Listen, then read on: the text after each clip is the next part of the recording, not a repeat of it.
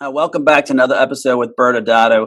And today we're going to continue with our mini series on developing your exit plan. And we've had other episodes on this, but Michael, let's kind of jump back and give them what is the big idea here. Yeah.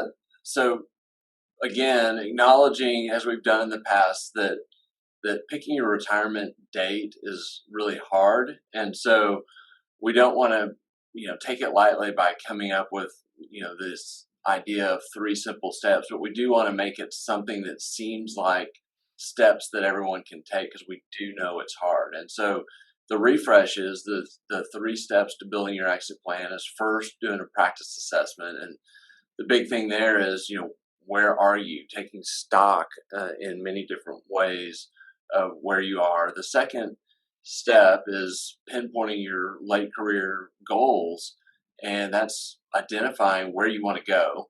And then finally is building your plan, and that's how are you going to get there. And that's what we're going to talk about today and the next several episodes, is the different types of plans on how to get from where you are to your exit plan. Yeah, and absolutely. And so now we're finally at that point where you need to start thinking about what your plan's going to be. And so we at the firm have come up with 4 of the most common plans we see for a practice. And clearly there are lots of other different ways in which people call these plans, or may have come up with 5 or 10. But we feel like these 4 are the most common that we see. And so today we're just going to discuss one of the 4, and we're going to discuss the FixerUpper Plan. And what is the FixerUpper Plan, Michael? Yes, so that's taking what you have and cleaning it up to execute on where you're trying to get. And so the one example is kind of legal structure.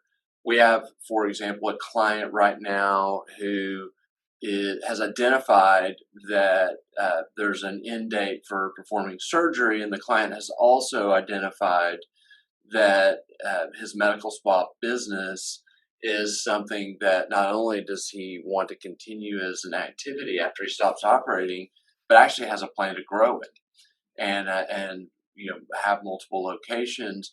And so what that means under the FixerUpper Plan is the idea of all of this stuff is all in one is practice entity. And so we will spin out the medical spa business into a separate entity so that it's ready for the go forward, and then the surgical practice will be continue in its current entity location for the ultimate wind up. Yeah, and that's a perfect example of on a corporate side. And you and I both have seen this on a regulatory side, where someone's getting ready to sell their practice.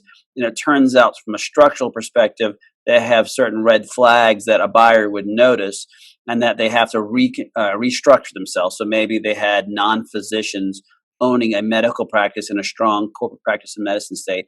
Or maybe they have surgical, they have physicians that own an ambulatory surgery center, but some of those physicians are not surgeons, and that would maybe violate some anti-kickback laws. So all these are things that we see, and then when we get ready for that sale, it's just that restructuring. Everything else is in place, but there has to be some cleanliness to the model. And so those are kind of things that we see and on this particular FixerUpper Plan. And Michael, I don't know if you have anything else to add into this today.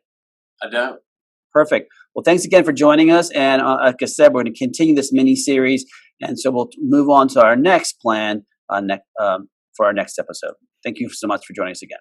Thank you.